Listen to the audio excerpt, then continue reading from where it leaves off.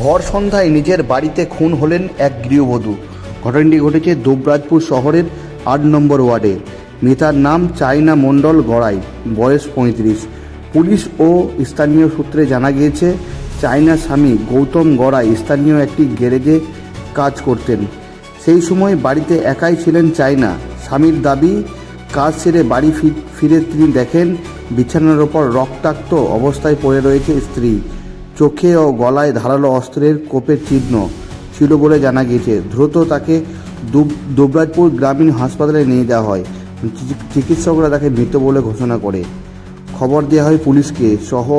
শহরের জনবহুল এলাকায় ভর সন্ধ্যায় কীভাবে বাড়ির ভিতর থেকে ঢুকে নৃশংসভাবে খুন করা হলো তা নিয়ে ধোঁয়াশা তৈরি হয়েছে। তদন্ত শুরু করেছে দুবরাজপুর থানার পুলিশ। দেহ ময়নাতদন্তের জন্য পাঠানো হয় এবং এরপরই আনা হয় পুলিশ কুকুর। দেখতে পাচ্ছেন সরাসরি সেই ছবি দেখাচ্ছি। এই মুহূর্তে বাড়িতে পুলিশ কুকুর নিয়ে আসা হয়েছে এবং সরাসরি কার্যত পুলিশ কুকুর দিয়ে তদন্ত শুরু হয়েছে।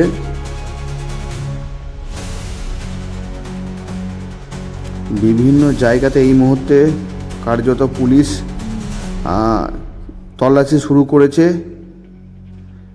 এবং ঘরের বিভিন্ন জায়গায় ইতিমধ্যেই সিল করে দিয়েছে। দেখতে পাচ্ছেন সরাসরি বোলপুর নিউজে দেখাচ্ছি। পুলিশ কুকুর এই মুহূর্তে ঘরের মধ্যে প্রবেশ করলো। দুবরাজপুর থানার পুলিশ এই মুহূর্তে রয়েছে এবং সরাসরি সেই ছবি দেখাচ্ছি বোলপুর নিউজে। এবং এই ঘটনাকে কেন্দ্র করে এলাকায় ব্যাপক চাঞ্চল্য ছড়িয়েছে। ভর সন্ধ্যায় নিজের বাড়িতেই খুন হয়েছেন গৃহবধূ এবং পরিবার সূত্রে জানা গেছে ধারালো অস্ত্র দিয়ে খুন করা হয়েছে এবং এই ঘটনাকে কেন্দ্র করে এলাকায় ব্যাপক চাঞ্চল্য ছড়িয়েছে। আমরা দেখতে পাচ্ছি দুবরাজপুর থানা পুলিশ রয়েছে এবং এলাকার বহু মানুষ কিন্তু এই মুহূর্তে ঘটনাস্থলে জমায়েত করেছে। দেখতে পাচ্ছি সরাসরি চোখ ও গলায় ধারালো অস্ত্রের কোপ এমনই জানা গিয়েছে এবং এই ঘটনাকে কেন্দ্র করে এলাকায় ব্যাপক চাঞ্চল্য ছড়িয়েছে। প্রচুর মানুষ এই মুহূর্তে জমায়েত করেছে। সরাসরি সেই ছবি দেখাচ্ছি।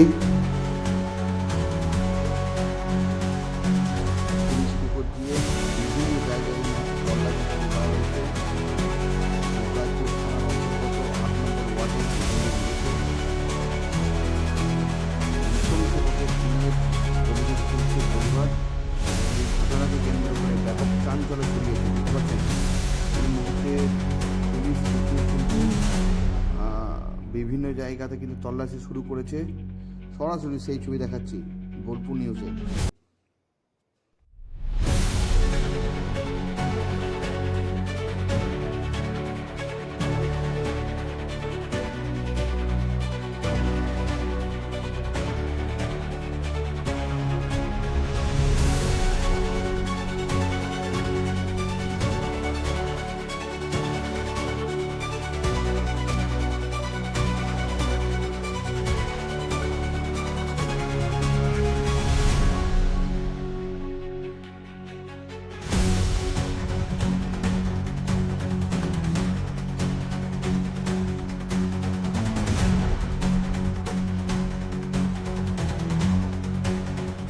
ময়নাতদন্তের পর দেহ এলাকায় ফিরতেই ব্যাপক উত্তেজনা ছড়িয়েছে। দেখতে পাচ্ছেন এই মুহূর্তে ক্ষিপ্ত এলাকার বাসিন্দারা তারা কার্যত নিরাপত্তা নিয়ে প্রশ্ন তুলছে।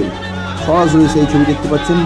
মৃতদেহ রেখে এই মুহূর্তে ক্ষোভে ফেটে পড়েছে স্থানীয় বাসিন্দারা। তারা জানাচ্ছেন যে দিনে দুপুরে এইভাবে প্রকাশ্য খুন হতে হচ্ছে একজন মহিলাকে এবং এই ঘটনার পর এলাকায় ব্যাপক চাঞ্চল্য ছড়িয়েছে এবং পুরো ঘটনার তদন্ত শুরু করেছে দুবরাজপুর থানার পুলিশ। এই মুহূর্তে দেখতে পাচ্ছেন দুবরাজপুরের বিজেপির বিধায়ক অনুপ সাহা, তিনি কিন্তু এই মুহূর্তে ঘটনাস্থলে রয়েছেন। সরাসরি সেই ছবি দেখাচ্ছি। তিনি কিন্তু রীতিমতো রাস্তায় বসে পড়েছেন, সেই ছবি দেখাচ্ছি। এবং স্থানীয় বাসিন্দারা সরাসরি অভিযোগ করছেন অভিযুক্তদের খুব তাড়াতাড়ি অ্যারেস্ট করতে হবে, এমনই দাবি নিয়ে সরব হয়েছে এবং এই মুহূর্তে এলাকায় টান টান উত্তেজনা রয়েছে। যদিও এই পুরো ঘটনার তদন্ত শুরু করেছে দুবরাজপুর থানার পুলিশ। একা নয়, অনেকেই লোক আছে। নিষ্ঠুর তার মতন কিছু না কিছু সূত্র বা কিছু তথ্য আমাদের দিয়েছে। সমস্ত তথ্য যদি আমরা আপনাদের সাথে ওপেন করি তাহলে সেটা কি তথ্য থাকবে? না না, ঠিক একটা টাইম তো আমাদের দিতে হবে আপনাদের।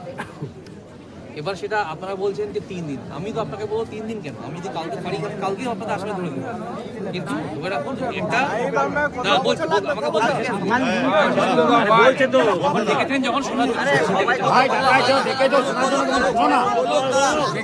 মানুষ বলছে তো শোনো, কমসে কম কথাটা কি বলছে তাও বলছে তো।